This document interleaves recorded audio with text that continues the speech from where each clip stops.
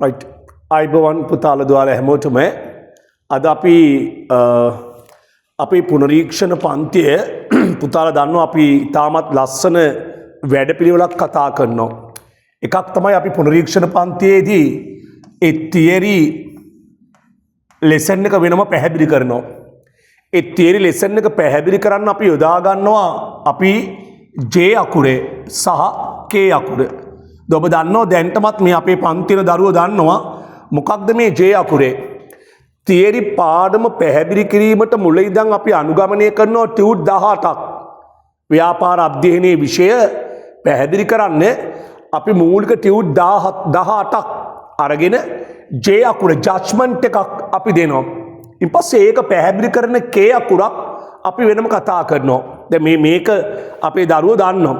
ඊට අමතරව අපි පාස් පේපර්ස් කතා කරනවා නේද? Q අකුරෙන් අන්න පහුගිය 2025 2024 23 22 මේ සියලු පාස් පේපර්ස් අපි කතා කරනවා Q අකුරෙන්. ඊට අමතරව ඔයාලා දන්නවා අපි MCQ right විශාල ප්‍රශ්න ප්‍රමාණයක් අපි සාකච්ඡා කරනවා A level paper එකේ සම්පූර්ණයෙන්ම ලකුණු 100ක් තියෙන පුතේ MCQ වලට. අපි කොච්චර තියරි ප්‍රශ්න පත්‍ර කතා කරත් වැඩක් නෑ MCQ එක කරන්නේ නැත්තම්. ඒ MCQ ප්‍රශ්න 5000ක විශාල ටැලන්ට් එකක් අපි ටාගට් කරගෙන අපි යනවා. එතරින් ඕගොල්ලන්ගේ කෙටි ප්‍රශ්න දැනුම අපි සාකච්ඡා කරනවා. ඊට අමතරව ඕගොල්ලෝ දන්නවා අපේ රිවිෂන් එකේ self study එක මේ අපි self study එකක් කරනවා. ඒකෙන් MCQ පන්ති කාමරය තුල අපි හදන්න නිර්මාණය කරනවා. කියන්නේ අපි ඉගෙන ගන්න පාඩම දරුවා තුලින් කෙටි ප්‍රශ්න විදිහට පුතේ නිර්මාණය කරනවා. මෙන්න මේ පුරුල් සැලැස්මේ අවසාන පියවරේ තමයි ඔබයි මායි කතා කරන මේ මෙගා පේපර් එක. අපි පන්ති කාමරයේ පැය දෙකක් පැය තුනක් අරගෙන ඒ සාකච්ඡා කරන මෙගා පේපර් එක අවසානයේ මා නැවතවතාවක් සත්‍යයකට වරක් මේ වගේ ක්ලාස් එකක් කරලා ලොකු විශාල කාලයක් වේදම් කරගෙන කැප කරගෙන පුතාට මේක සාකච්ඡා කරනවා. මේක අහගෙන දරුවෝ මාත් එක්ක මේ ප්‍රශ්න පත්‍රය කරන්න ඕනේ. හරි මාත් එක්ක මේ ප්‍රශ්න පත්‍රය කරන ගමන් මාකින් ස්කීම් එක ලියන්න ඕනේ. ඒ වගේම ඔබට අතට මේ වෙද්දිත් පත්‍රලා තියෙනවා අනිත් යාළුවගේ උත්තර පත්‍රේ ඒක බලලා ඒක ලකුණු දෙන්න ඕනේ. එහෙනම් වෙලාව යනවා. අපි මෙගා නම්බර් 1 අපි සාකච්ඡා කරමු පළවෙනි ප්‍රශ්න පත්‍රේ කියවන්න මාත් එක්ක පේපර් එක. ව්‍යාපාර යනු එක් රැයක් තුල බිහි ක්‍රියාදාමයක් නොවේ. මිනිස් ශිෂ්ටාචාර සමගාමීව ඇති වූ සංකල්පයකි. තමාට අවශ්‍ය දෑ තමාම සපයා ගැනීමේ යෙදී සිටින මිනිසා ඉන් පසුව බහණ්ඩ හුවමාරුවට පෙළඹී අද වන විට විද්‍යුත් ව්‍යාපාර මගින් තම අවශ්‍යතා වුවමනා තෘප්තිමත් කර ගැනීම ව්‍යාපාර හා බැඳී පවතී. ඒ අනුව අද වන විට ව්‍යාපාරය මිනිසාට නැතිවම බැරි සාධකයකි. පුතේ මෙන්න මේ ඡේදේ ඔබ ඉරියඳ ගන්න මම මෙන්න මේ කියන වචන මොකක්ද දෙක. තමාට අවශ්‍ය දෑ තමාම සපයා ගැනීම. ඒ ඉරියඳි පදේ ඒක ඉරියඳ අන්ලයින් කරන්න. බහණ්ඩ හුවමාරුව අන්ඩර්ලයින් කරන්න. විද්‍යුත් ව්‍යාපාර කියන වචනේ අන්ඩර්ලයින් කරන්න. අවශ්‍යතා වුවමනා කියන වචනේ අන්ඩර්ලයින් කරන්න. එන ওই පළවෙනි ඡේදය ඇතුලේ අපි ප්‍රධාන කොටස් හතරක් අන්ඩර්ලයින් කළා. එකක් තමාට අවශ්‍ය දෑ තමාම සපයා ගැනීම නේද? රුජු නිෂ්පාදනයේ. දෙක බහණ්ඩ හුවමාරුවේ. තුන විද්‍යුත් ව්‍යාපාරයේ. හතර අවශ්‍යතා හා වුවමනා. දැන් අපි ඔන්න පොයින්ට් එක ඔළුවේ තියාගෙන මේ ප්‍රශ්න ටික කරගෙන යමු. පළවෙනි ප්‍රශ්නේ ඔයාලට මම නිතරම කියනවා උත්තර ලියන්න ගන්නකොට ඔබට ලබා දීලා තියෙන උත්තර කඩදාසියේ මේක අනිවාර්යයි එළියෙන් ලියන්න ප්‍රශ්න අංක 1 මෙන්න එහෙම ලස්සන ලියන්න 1. හරි. ඊළඟ 2 ඒ එකේ කොටස් අණු අංක 1 හැමතිස්සෙම පුතේ ප්‍රධාන රූලට එළියෙන් ප්‍රශ්න පත්‍රයේ අංක දාන්න ඕනේ. මොනම හේතුවත් රූල ඇතුළට ප්‍රශ්න පත්‍රයේ අංක ගන්න එපා. රූලෙන් එළියේ. දැන් ප්‍රශ්න පත්‍රයේ ලියනකොට අපි උත්තරේ ලියනකොට මාතෘකාවක් ලියන්න පුරුදු වෙන්න. ඒක ඔබට ගොඩාක් වැදගත් වෙනවා. ඔබ ලියන මාතෘකාව තුළ ඒ ප්‍රශ්නේ අපිට තේරුම් ගන්න පුළුවන්. උත්තරේ තේරුම් ගන්න පුළුවන්. කෙටියෙන් ලියනවා. රයිට් බලන්න පළවෙනි එක එකේ ව්‍යාපාරයක් යනු කුමක්ද? අපි මෙතන ලියන මාතෘකාවක් මෙහෙම ව්‍යාපාරය ඔහොම ඉඩක් ගන්න ඔච්චරයි. මම ඔබෙන් ඉල්ලනවා මේක කළු පෑනෙන් දෙනවා ලස්සනයි ලියලා අන්ලයින් කරනවා. දැන් අප උත්තරේ ලියනවා. මොකද්ද ව්‍යාපාර කියන්නේ? මිනිසාගේ අවශ්‍යතා හා වුවමනා තෘප්තිමත් කිරීම උදෙසා සිදු කරනු ලබන ඕනෑම ආර්ථිකමය කටයුත්තක්. ලියන්න පුතේ. මිනිසාගේ අවශ්‍යතා හා වුවමනා තෘප්තිමත් කිරීම උදෙසා සිදු කරනු ලබන ඕනෑම ආර්ථිකමය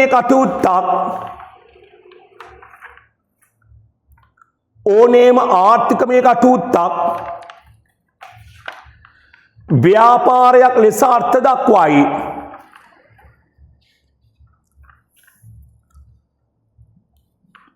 හරි ලකුණු දෙකයි. ඒක ලියලා තියෙන ලකුණු දෙක හැමතිස්සෙම ඔයගොල්ලෝ ඔය යාළුවගේ උත්තර පත්‍රය අතේ තියෙනව නේද? මෙතනින් දාගන්න ලකුණු දෙකයි. right. එන්න එකේ රූලක් අරින්න එකේ ආ.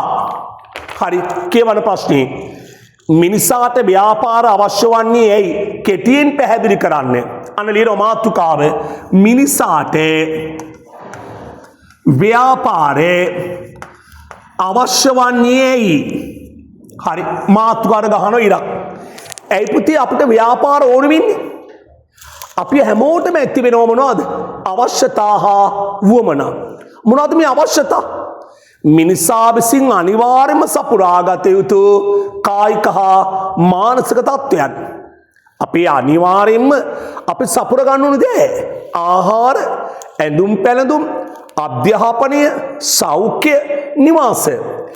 මෙන්න මේ අවශ්‍යතා සපුරා ගන්න අපිට තියෙන විවිධ ක්‍රමවේද තියෙනවා. නැත්නම් අවශ්‍යතා සපුරා ගැනීමට අපි තුල පවතින පුද්ගලික කැමැත්ත අපි කියන වුවමනා.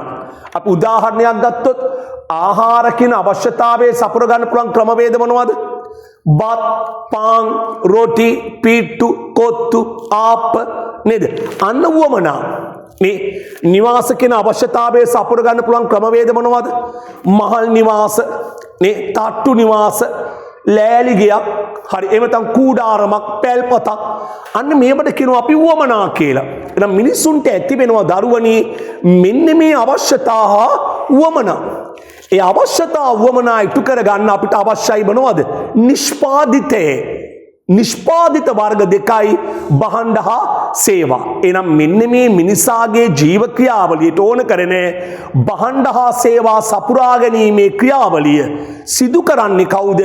ව්‍යාපාර. එනම් මිනිසුන්ට ව්‍යාපාර අවශ්‍ය වෙන්නේ ඔන්න ඔය අවශ්‍යතා සපුරා ගැනීම ඇති කර ගන්න. ලියා ගන්න උත්තරය මිනිසාගේ අවශ්‍යතා හා වුවමනා මිනිසාගේ අවශ්‍යතා හා වුවමනා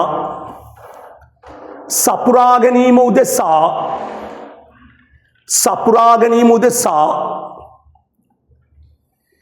ඊට අවශ්‍ය නිෂ්පාදිතේ හෙවත් භාණ්ඩ හා සේවා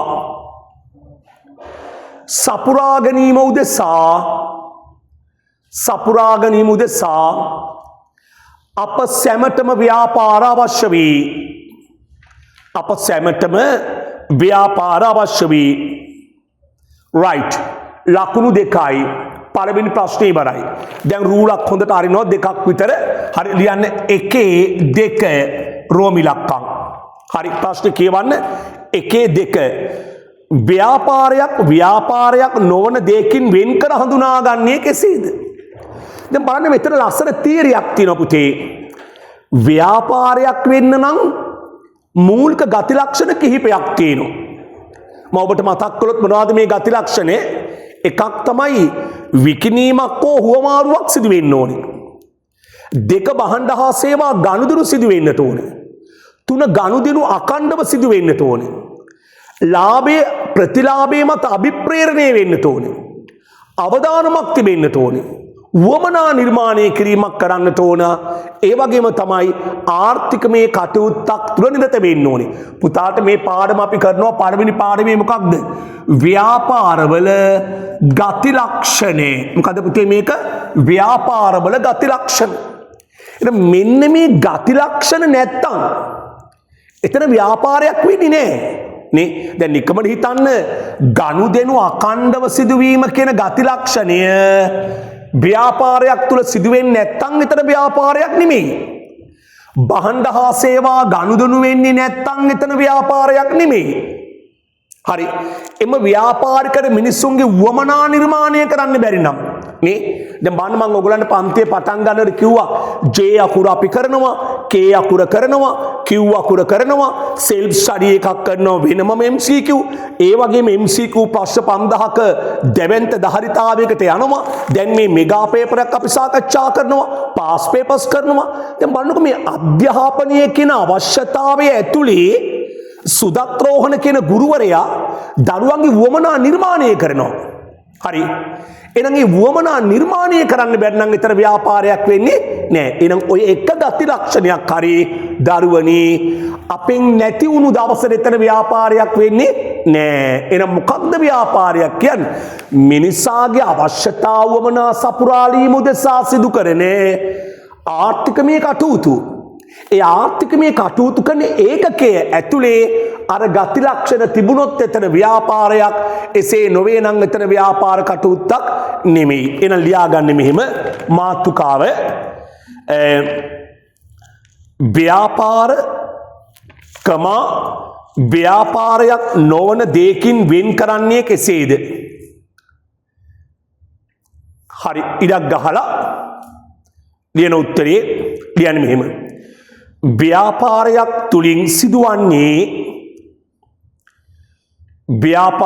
තුලින් සිදුවන්නේ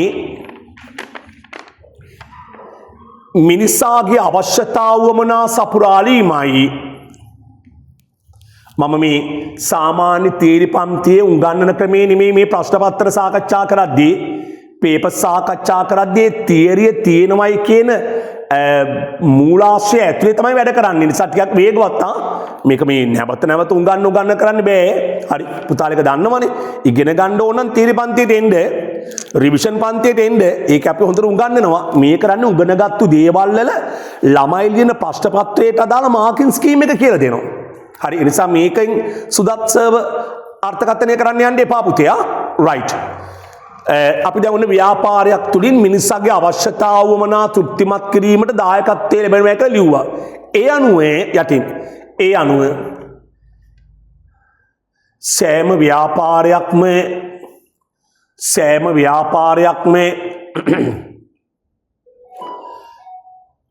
අර්ථකථනයේ වෙන මූලික ගති ලක්ෂණ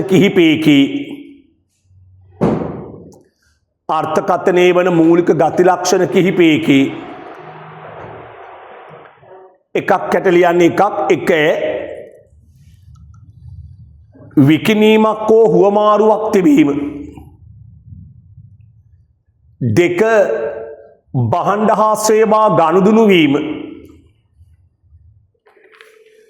3 ගනුදෙනු අඛණ්ඩව සිදුවීම.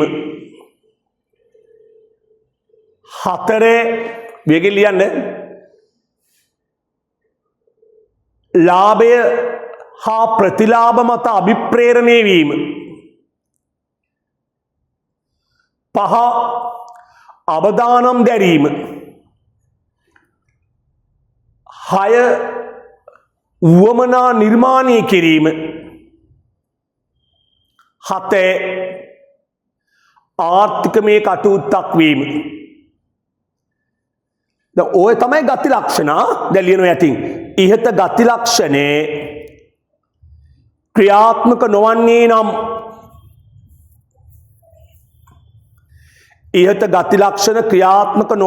නම් එය ව්‍යාපාරයක් ලෙස අර්ථකථනය නොකරයි. ඔච්චරයි. ඒ ව්‍යාපාරයක් ලෙස අර්ථකථනය නොකරයි. පුතේ ඔය ප්‍රශ්නාංක 2ට කෙලින්ම ලකුණු 4ක් දෙනවා. ඔය උත්තරේ ලියනවට. එන්නේ එකේ තුනේ ව්‍යාපාර විකාශනයේ එක් යුගයක් මිනිස් අවශ්‍යතා හා වමනාවල ද්විතීයික සමපාතයක් නොතිබීම හේතුවෙන් බිඳ වැටුණා. අන්න ව්‍යාපාර විකාශනයේ යුග 4 මතක් කරගන්න. මොකක්ද යුග 4? භාණ්ඩ හුවමාරු යුගයේ, මුදල් භාවිතා යුගය, කාර්මික විප්ලවී යුගය, දැනුම් ආර්ථික යුගය. ඔය යුග හතරෙන් එක යුගයක අවශ්‍යතා වුවමනා අතර ද්විතික සමපාතය බිඳ වැටුණලු. අපෙන් අහනවා එම ව්‍යාපාර විකාශනයේ යුගය මොකක්ද? මොකද්ද පුතේ යුගය? බහණ්ඩ හුවමාරුව. ලියන උත්තරය 3 ලියන්න. වුවමනාවන්ගේ ද්විතික සමපාතයේ බිඳ වැටුණු යුගය. මාතුකාව වුවමනාවන්ගේ ද්විතික සමපාතයේ බිඳ වැටුණු යුගය කියලා ඉරක් ගහන්න. උත්තරේ ලියන්න. බහණ්ඩ හුවමාරු යුගයයි. බහණ්ඩ හුවමාරු යුගයයි. හරි. ලකුණු 2යි. ඉන්පස්සේ අහනවා වුවමනාවල ද්විතික සමපාතය anu කුමක්ද? උත්තර පුතේ මේ ප්‍රශ්න පත්‍රයේ පොඩි වෙලා තියෙනවා අවශ්‍යතා හා වුවමනා අතර ද්විතික සමපාතය කියලා තියෙන්නේ. එතන අවශ්‍යතා කියන වචන ප්‍රශ්න පත්‍රයෙන් ඉවත් කරන්න. ඒක වැරදි. හරි. උත්තර එන්න ඕනේ වුවමනාවන්ගේ ද්විතික සමපාතය. ඒ කියන්නේ මේ බලන්න හොඳට අහගන්න. දැන් ඔන්න හරි. ඔන්න x කියන පුද්ගලයෙක් ඉන්නවා. y කියන පුද්ගලයෙක් ඉන්නවා. මේ x ළඟ තියෙනවා හාල්. y ළඟ තියෙනවා එළවලු.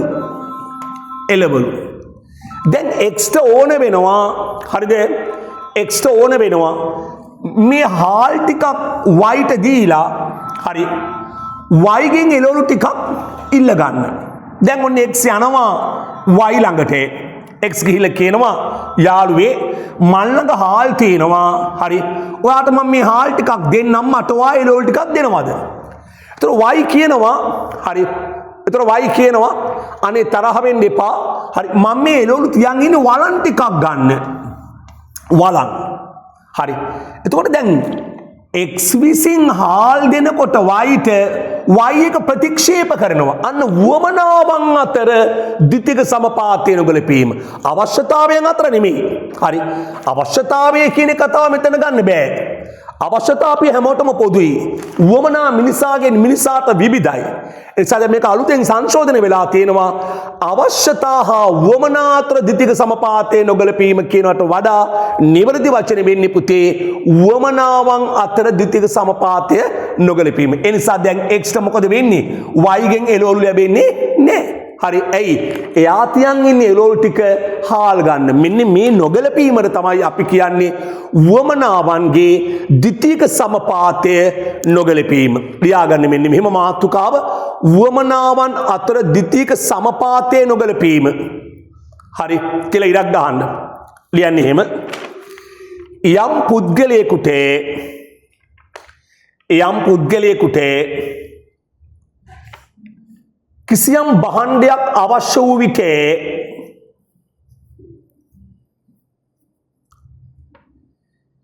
ඒ තවත් පුද්ගලයෙක් සතු භාණ්ඩයකට හුවමාරු කිරීමේදී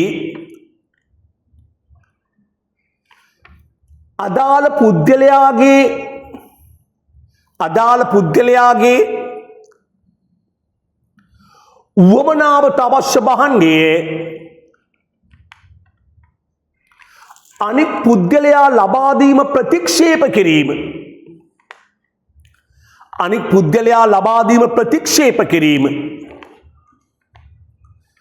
වුවමනා අතර ද්විතික සමපාතයේ නොගැලපීම යන්නේහි අදහසයි. වුවමනා අතර ද්විතික සමපාතය ඔය වේගෙන් ලියන්න අදහසයි. උදාහරණේ නිදසුනේ x ළඟ හාල් ඇති අතරේ y ළඟ එළවලු ඇතේ. x විසින්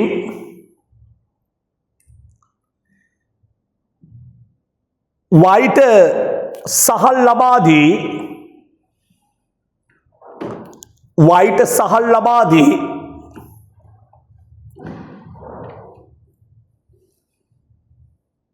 ඔහුගෙන් එළවලු ඉල්ලා සිටියහොත් වයි එළවලු දීම ප්‍රතික්ෂේප කරන්නේ නම් වයි එළවලු දීම ප්‍රතික්ෂේප කරනවා නම් එය ද්විතීක සමපාතය නොගැලපීමයි. එය ද්විතීක සමපාතය නොගැලපීමයි. හරි. අපි එනවා ඊළඟ ප්‍රශ්නේ ලකුණු 2යි 3 ආයන්න අවශ්‍යතා හා වමනාවල ද්විතීක සමපාතය අපි කතා කළා නේද? ලකුණු 2යි. එන්න ප්‍රශ්නාංක 4 මෙහෙම එළියෙන් තියන්න මෙහෙම 4 අතීතයේ ව්‍යාපාර කොටස්කරු සංකල්පය අනුගමනය කර මේ වන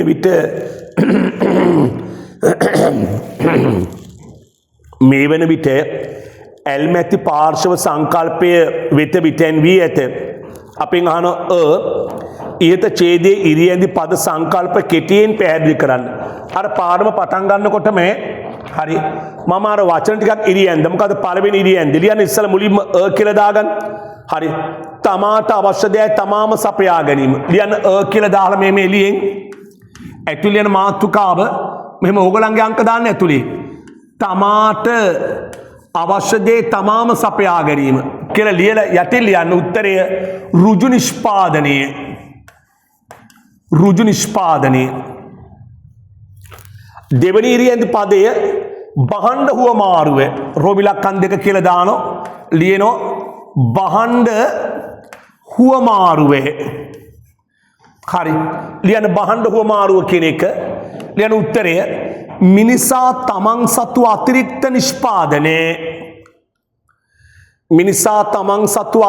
නිෂ්පාදනය තවත් පාර්ශවයන්ගේ අතිරික්ත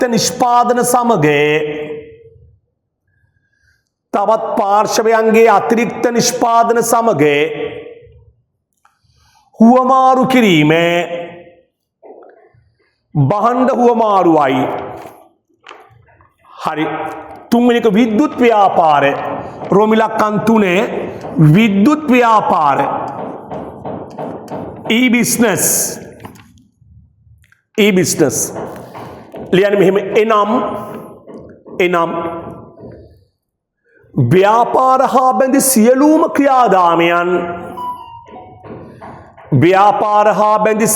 ක්‍රියාදාමයන් අන්තර්ජාල තාක්ෂණය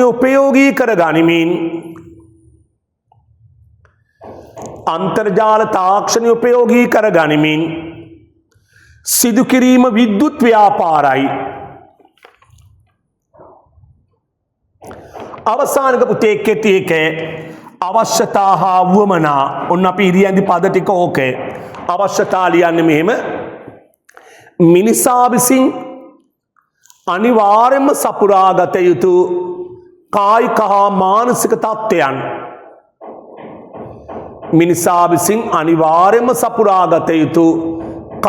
හා මානසික තත්ත්වයන් අවශ්‍යතා උදාහරණ ආහාර ඇඳුම් අධ්‍යාපනය සෞඛ්‍ය ඒ උත්තරයක් ලියද්දී ඒ උත්තරය හරියට ලියවෙන්න ඕනේ. ඉන්පස්සේ වමනා මිනිසා තම අවශ්‍යතා සපුරා ගන්නා විවිධ ආකාරයන්ය.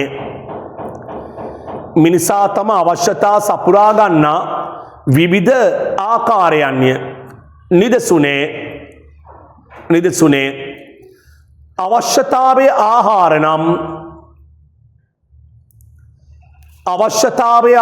නම් බත් පාන් රොටි පිට්ටු කොත්තු වැනි දෑ ආන් අපි කියන වුවමනා. දැන් අපි ඔය ඉරිහැඳි පද 4ක් කතා කළානේ. ඔය එකකට ලකුණු භාගය ගානේ. හරි වැඩි කිරීම 4 සමානයි ලකුණු 2යි. එන්න ප්‍රශ්නාංක 4 ආයන්නේ ව්‍යාපාරයකට ඇල්මක් ඇති පාර්ශවයන් 4ක් නම් කරන්න. මාතෘකාව ලියන්න පුතේ. හරි ආයන්න කියලා මෙහෙම එළියෙන් දාලා ව්‍යාපාරයකට ඇල්මක් ඇති පාර්ශවය ලියන උත්තරය 1 අයිතිකරුවන් කළමනාකරුවන්, සේවකයන්, සේවකයන්, ගනුදෙනුකරුවන්, රජය, ප්‍රජාව. හරි. ලකුණු දෙකයි. ලකුණු දෙකයි. right. අවසාන ප්‍රශ්නේ සාර පරිසරයෙන් කුමක්දයි හඳුන්වා එහි ලක්ෂණ 4ක් සඳහන් කරන්නේ. හරි. ආන පුතාලා ලියන්න මාතෘකාව 1.5 සාර පරිසරයේ. සාර පරිසරයේ. හරි. සාර පරිසරයේ උත්තර ලියන්න. එනම්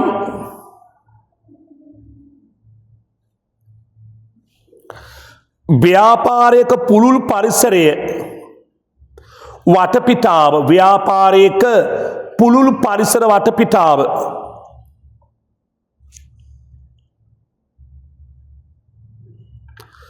සහ ඒහා බැඳුණු බලපෑම් කරන කණ්ඩායම්. ඒහා බැඳුණු බලපෑම් කරන කණ්ඩායම්. පුළුල් වටපිටාව හා ඒහා බැඳුණු බලපෑම් කරන කණ්ඩායම් සාර පරිසරයේ වේ. සාර පරිසරයේ වේ. හරි. අපෙන් අහනවා එතන සාර පරිසරය කියලා ලියනකොට පුතේ ලකුණු දෙකයි. හරි. ඊළඟට අහනවා එහි ලක්ෂණ 4ක් සඳහන් කරන්නේ. ලියන්න සාර පරිසරයේ ලක්ෂණේ. සාර පරිසරයේ ලක්ෂණේ. ලියන්න 1 බාහිර පරිසර සාධකයක් වීම. 2 පාලනය කළ නොහැකි පරිසර සාධකයන් වීම. පාලනය කළ නොහැකි පරිසර සාධකයන් වීම. 3 වඩාත් පුළුල් පරිසර සාධකයන් වීම. වඩාත් පුළුල් පරිසර සාධකයන් වීම.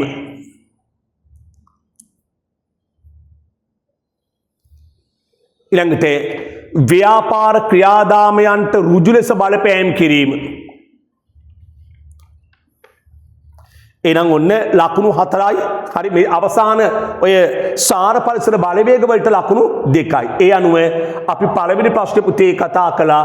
පළවෙනි ප්‍රශ්නේ ඇතුලේ ලකුණු 20ක් ඔන්න අපි දැන් ගත්තා. ඔන්න දැන් ඔබට පැහැදිලි මෙගා පේපර් එකක් සාකච්ඡා කරද්දී පුතාලා ගන්න ඕනේ දේවල් කීපයක් තියෙනවා. එකක් ඔබ ලියන කොළ කෑල්ල ඩෙස් එකේ කටු වලට ලියා ගන්න. අපේ තියරි එන රිවිෂන් එන දරුවෝ දන්නවා.